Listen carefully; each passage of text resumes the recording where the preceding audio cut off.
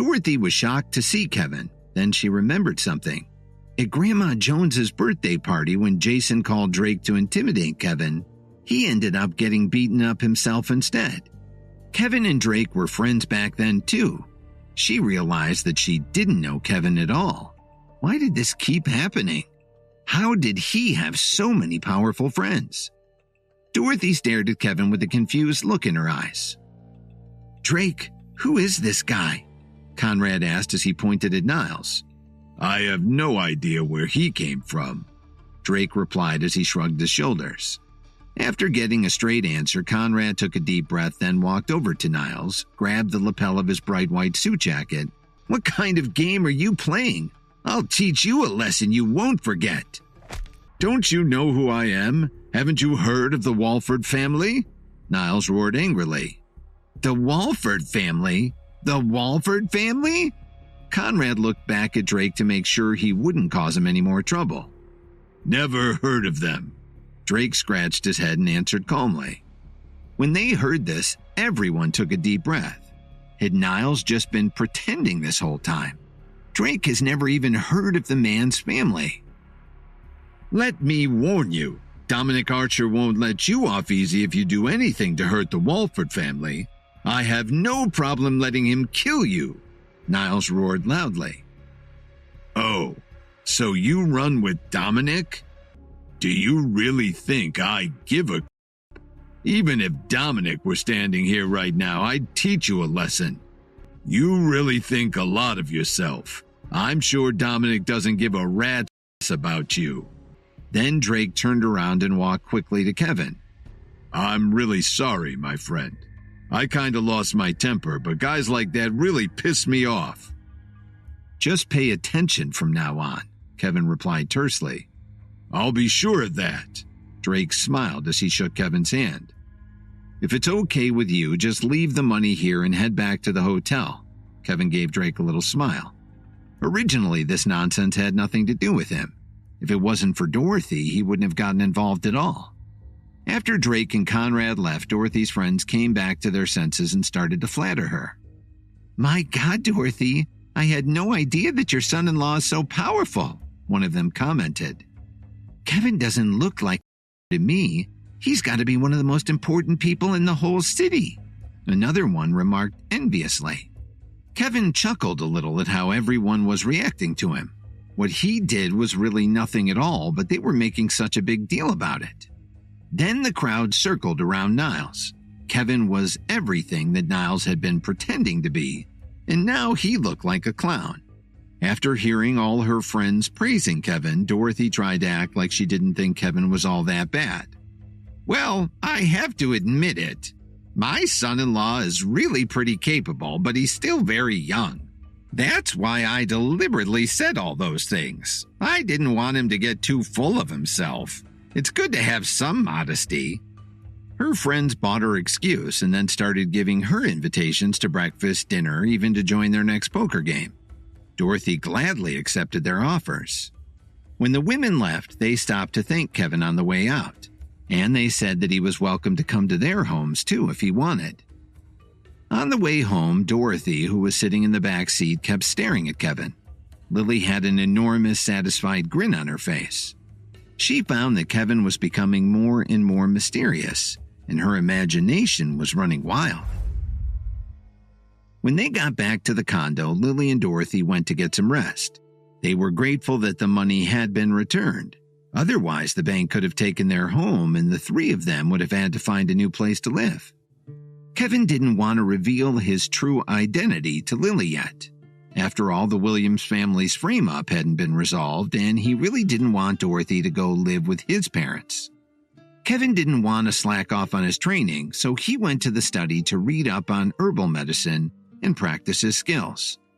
Even though he was very rich in the financial world, he had a long way to go in the world of herbalism, especially compared to people who had been training for years, let alone someone as powerful as his mentor, the Night King.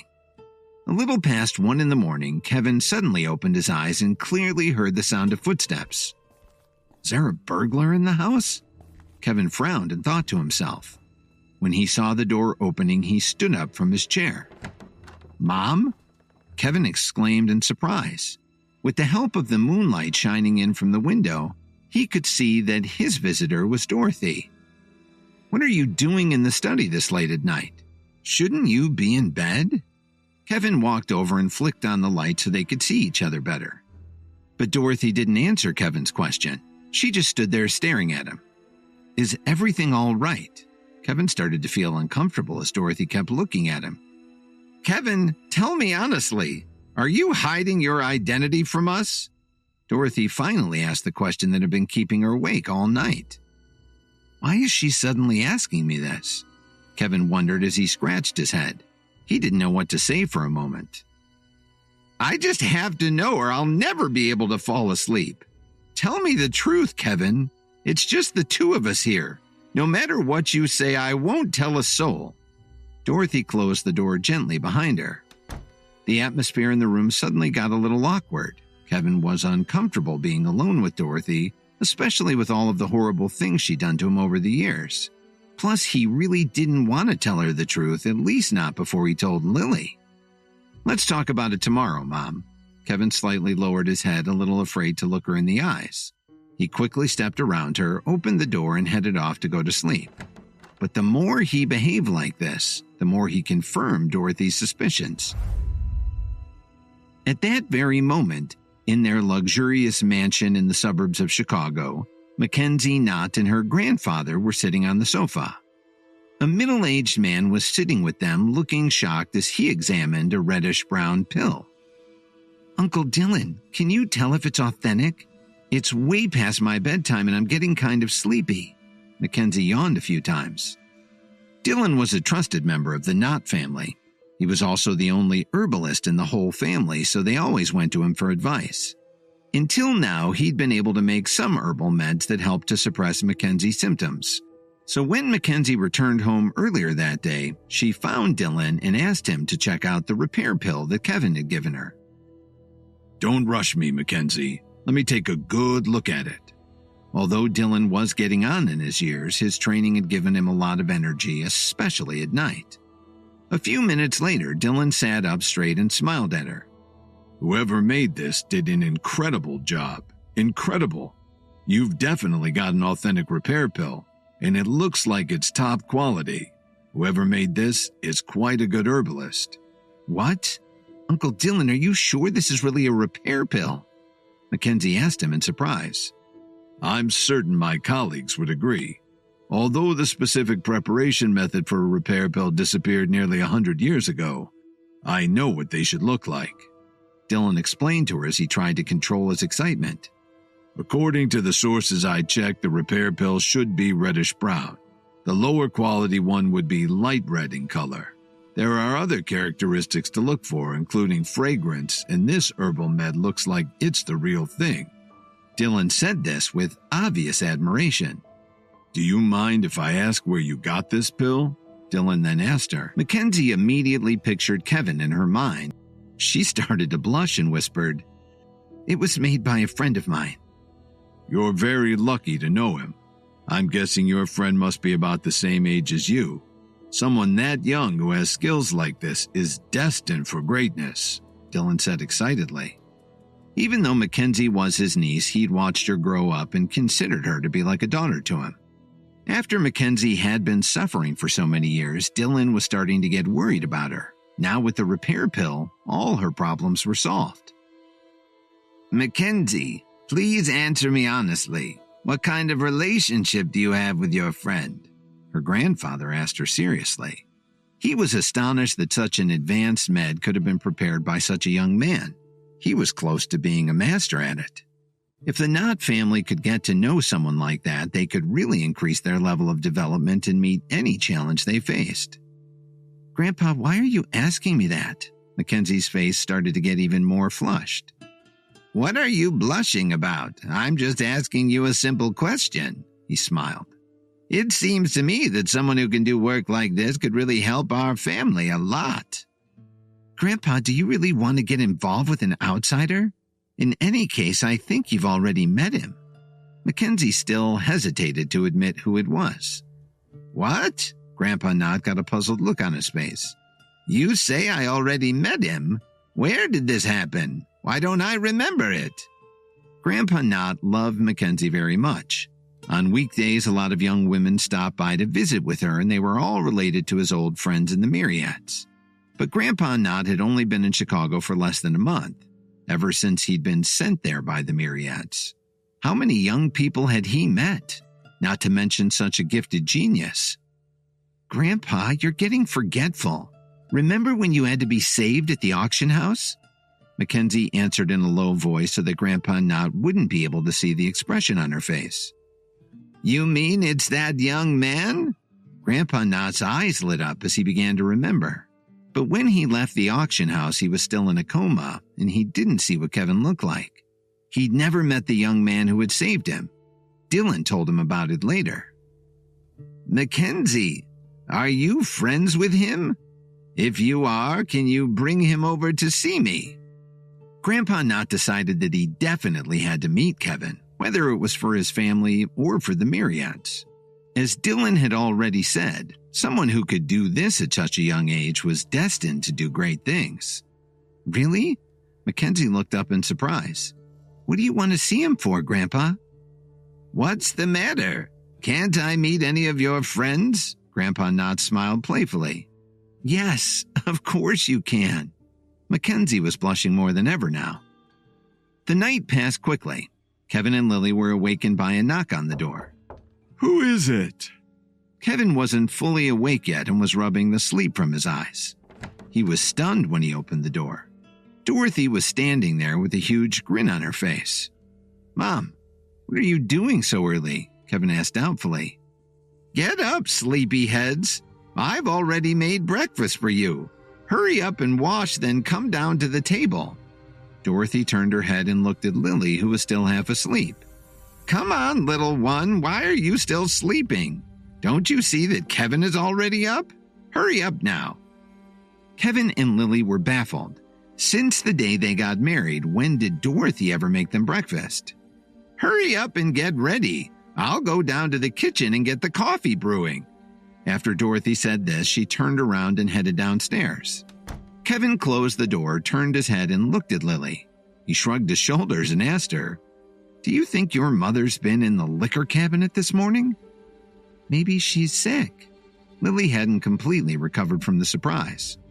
Why don't you take Mom to the doctor for a checkup? Kevin suggested. This definitely isn't normal. Dorothy really wanted to know Kevin's secret. She thought he may not be trash after all. The following morning, Kevin and Lily were surprised when Dorothy got up early to make them breakfast. Kevin, I don't understand you. When my mother was mean to you, I thought she was being unfair. Now that she's being nice to you, you still can't accept it? Lily joked as she yawned and tried to wake up. I guess I just got used to it. Let's get downstairs as soon as possible. We shouldn't make your mom wait too long. Kevin urged her while quickly getting dressed. Half an hour later, Lily finally finished putting on her makeup and went down to the dining room with Kevin. What's the matter with you two kids? I have to run some errands today. Do you want me to be late? Now dig in. Your breakfast is getting cold. Dorothy ordered them as she sat at the table. Kevin and Lily gave each other a strange look, but they didn't say much. They quietly sat down at the table and ate their breakfast. Have the scrambled eggs I made for you. Dorothy put the plate in front of Kevin with a smile. Before picking up the serving spoon, Dorothy continued. And this is the oatmeal I made specially for you. Thanks, Mom. Just put it there. I can serve myself. Kevin awkwardly stood up and got Lily a bowl, too. This made Dorothy unhappy, and she thought to herself, Is it too cheap for him? One thing that Dorothy was certain about was that Kevin wasn't as simple as he seemed. In the future, if she lost her money again, she would have to rely on him. So Dorothy forced herself to smile so Kevin couldn't tell what she was thinking. Kevin, I've never asked you this before. What are your plans for the future? For example, what kind of company will you work for? Dorothy tried to keep smiling, but her distress showed in her eyes. Well, to be honest, I haven't really thought about it. Kevin scratched his head awkwardly. For him, the most important thing was to improve his strength, and at least to have the ability to protect himself from all the dangerous people he was about to face. That's the only way he could return to the Williams family and set things straight. Kevin, it's natural for a mother to ask questions like this. It's better to make a detailed plan for the future. Otherwise, you may waste your time, Dorothy explained as she frowned a little. Don't worry, Mom. I know that's a good idea, but right now things are pretty volatile and my plans keep changing, Kevin answered calmly and sincerely. What do you mean? Why are you pretending to be poor in front of Lily and me? Are you happy when I complain all day long? Dorothy was out of patience. To be honest, he started to reply. What is the truth? Dorothy interrupted Kevin before he could explain. Why won't you listen to me? If you want to live comfortably with my family, you'll have to contribute some money. Dorothy sighed. I really don't know much about you, but I've seen a lot of problems in you since you married Lily. What's the use of hoarding so much money? She wouldn't let Kevin get a word in edgewise. Dorothy had a disgusted look on her face as she finally got to the point. I'm your mother-in-law. You've been eating and drinking for free for 3 years. Wouldn't it be right to pay me back in some way? But Kevin just sat there and listened to her. Lily put down her spoon and defended Kevin. Mom, what are you talking about? Kevin doesn't have much time to work now. Besides, if he has any money, it belongs to him, not us. We can't just take it from him. Why can't you ask your freeloading husband for a little money? I'm his mother-in-law. You're his wife. It's normal to ask him to chip in. She was getting impatient and desperate to convince Kevin to share his wealth. Don't you know that having too much money can spoil you? And it's not like I'd spend any of the money. I just keep it for him so he wouldn't be tempted to go out and fool around and waste it. Dorothy was really laying it on thick. Kevin took a sip of his coffee and smiled. In fact, ever since the whole ugly scene with Drake and Niles, Kevin was expecting Dorothy to do something like this. But he didn't expect her to ramp things up so fast. Mom, you're being unreasonable. He needs to set aside some money for a rainy day. Lily was starting to get angry with her mother. Nonsense! Dorothy got up and took the oatmeal out of Kevin's hands and grabbed his plate of eggs. If you don't pay, you don't eat. Then, while Kevin and Lily watched in awe, Dorothy threw them into the trash along with the bowl and the dish. Remember to clean up before you leave. By the way, the trash has already been picked up. Dorothy walked upstairs, cursing to herself. After her performance, Kevin could only shake his head helplessly. Lily turned to him and pouted. Kevin? It's all right, Lily. Go ahead and eat, and I'll clean up. We don't want to be late for school, Kevin answered with a smile. An hour and a half later, Kevin entered the classroom just as the bell rang. Professor Murdoch followed him in. As soon as he saw her, Kevin felt a little surprised. It had been a long time since she took the neutralization pill, but she looked like she was still okay. How could that be? Could my sources be wrong? Kevin frowned as he tried to figure out why Professor Murdoch hadn't gotten any worse. As she looked around the classroom, Professor Murdoch announced, This morning we're going to have a study session to go over what we learned last week. Kevin, please come to the office with me. A lot of the students in the class were confused by this. Professor Murdoch wanted to meet with Kevin alone? If the school had a message for them, shouldn't Mike be told first as the student leader? Do you have any idea why the professor asked that loser to go to her office? Luther whispered to Mike. How the heck would I know? Mike replied in frustration. Kevin must be in some kind of trouble. Didn't you see the look on Professor Murdoch's face just now? She's really upset. Lionel said loudly enough for the other students to hear him. I think you're right. Kevin's just a troublemaker. Luther agreed with his friend. Then the other students in the class began to whisper to each other. Dalton couldn't stand to hear it. He slapped his hand so hard on his desk that he made an indentation in the shape of his hand. Don't you guys have anything better to do all day? All you do is flap your tongues. Dalton glared at Mike and his two groupies. The whole class knew enough about Dalton's temper by now. Luther and Lionel backed off and sank down in their seats. But Mike, the student leader, thought he needed to stand up to Dalton as a matter of pride. He figured he'd have more power in the class if he got Dalton to back down. "Dalton, we're talking about Kevin, not you. Why are you getting so worked up? Isn't it true that he must have done something wrong to be called to the professor's office?" Mike said in a low voice. "It sounds to me like you're itching for a fight." When Dalton balled up his fists, they looked like two sledgehammers. Apparently, when the Night King treated him for his injuries, the herbal med that he created with the help of the Golden Water Gemstone had transformed him so that his strength had increased even more. His hands had gotten so solid that being punched by him felt like getting hit by a rock. His classmates could see that there was something different about him, and, as beginners in their physical development, they knew they were no match for Dalton. "This is the last time I'll say it. If anyone says anything about Kevin in the future, I'll break their legs." Then Dalton snorted and went back to his reading. Meanwhile, Professor Murdoch and Kevin were walking into her office. Kevin had learned enough by now to recognize that Professor Murdoch had lost a lot of her progress. She seemed quite a bit weaker than before. "Professor, why have you asked me to see you this morning? Do you want to invite me to breakfast?" Kevin was trying to ease the tension as he pulled up a chair and sat down. "Kevin, I remember you said that there was a way to solve the problem of my loss of strength after taking the neutralization pill." Professor Murdoch ignored his rudeness. To tell the truth, even if she cared, she didn't have the strength left to do anything about it. All the progress she'd made over the years had been lost. For someone like Professor Murdoch, feeling like this was a fate worse than death. She was feeling so powerless that even her students were probably more advanced than she was by now. To keep anyone from noticing her loss of energy, Professor Murdoch had been drinking tons of coffee, and it was starting to wear her down. It was tough to act normal when she wasn't. "Yes, I did say that, but I also remember you said that with your eyesight you could see that Mike's pill was okay," Kevin said as he looked her in the eye. "I guess I did." Professor Murdoch started to blush a little from the embarrassment. "As I recall, I warned you again and again.